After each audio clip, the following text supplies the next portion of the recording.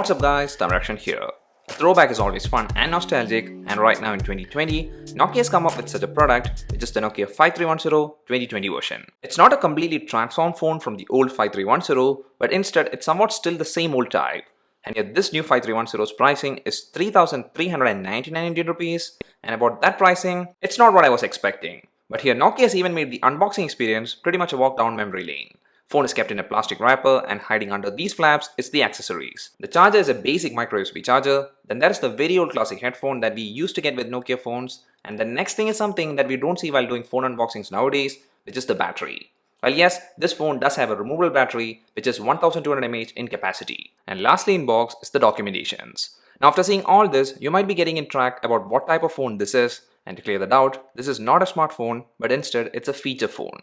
Well, on taking a closer look at the phone, it has differences compared to the old 5310 XpressMusic, and also this time the phone is just called 5310 and there isn't any XpressMusic naming attached to it. Now this new 2020 5310 does have dedicated volume controls on the left side in this red plastic portion, and also on the other side there is again a red section which houses the media controls like play, pause and track shuffling controls. Now these controls are very clicky and feels of great quality, and that's the same thing with the keypad available. Well, this phone is a sure reminder about how things got advanced in the phone world. And here on the top section of the phone, there is the charging port, which is the micro USB port, and right next to it, there is a headphone jack too. And on the back of the phone, you get a single VGA camera along with a flash, and also there is a Nokia branding too. And about the speakers, well, you get two speakers here, which are front firing, which is actually a neat addition. So now let's turn the device on, and here for doing that, first we need to insert the battery, and for that, the back plastic comes off, and under this back portion, as you can see, there are two regular SIM slots and also a micro SD card slot. And here once we align the gold pins of the battery and insert it, let's clip on the back plastic portion, and to turn the device on, just press and hold this call in button.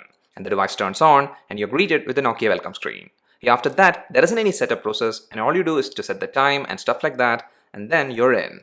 And here this home screen is the old classic Nokia. The operating system is the Series 30 Plus, and the CPU that's powering the device is the MediaTek 6260A. And about the RAM available, it's 8 MB, and about the internal storage, it's 16 MB. So these are specs for very basic stuff, and actually that's what this phone is designed for. From the main home screen, if you check the menu, there's just some pre-installed basic necessity app along with the internet app, which is a browser for basic web browsing. Now checking the messages app, you'll need to bring back the muscle memory for sending text messages, and actually this is right now very tough. Then there is a Facebook app, which again is just a web link to Facebook, and you even have an app store, but as you can see, none of this web stuff is loading here because there is no Wi-Fi option available in this phone, and therefore to get internet access, you need to depend on mobile data. And here let's do that, and for that, let's turn the device off, and here the next key thing to note is that if you're planning to use a Geo SIM with this phone, it's not gonna work, and here I did install a memory card as well as a Vodafone SIM, and then on booting back in and checking the internet app, as you can see it's trying to install Opera Mini browser, and that's the same while trying to load the Facebook app. Then I did check weather app, and it actually works, and the weather forecast is to an extent correct too. And also about the micro SD card, it supports max 32 GB card. Now since there is a single VGA camera available here, I did try to take a picture, and here the results are really bad. And also about gaming, by default you get the Snake app, and it works really well, and for me this is again a throwback to the old classic Snake game. But if you want more games, you can download some through the App Store available, but here basically all are paid ones with the demo available. Now this is not a surprise considering the fact that this phone is not for these stuff, and that's pretty much very evident from this 2.4-inch QVGA screen used here.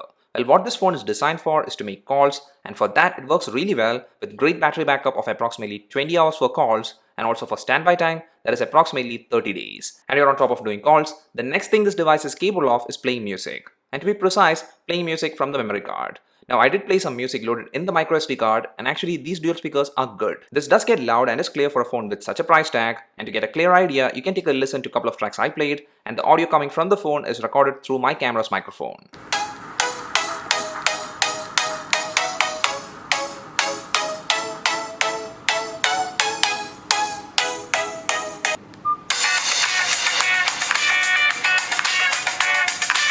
And here while playing music, the dedicated music controls as well as the volume buttons works really well.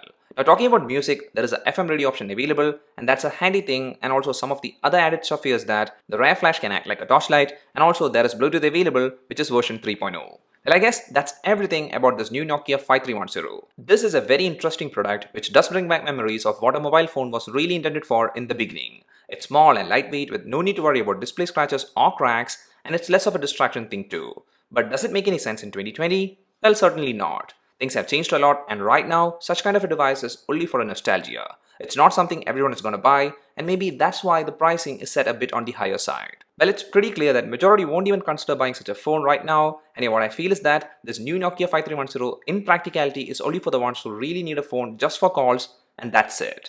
There is nothing special here, and in real world usage, this can be a companion secondary phone which you can toss in your bag for that great battery life and also durability. That's all for this video, guys. Hope you enjoyed it. If so, please do hit the like button, and also please don't forget to subscribe to the channel so that you won't miss any future contents. See you in the next one. Till then, bye.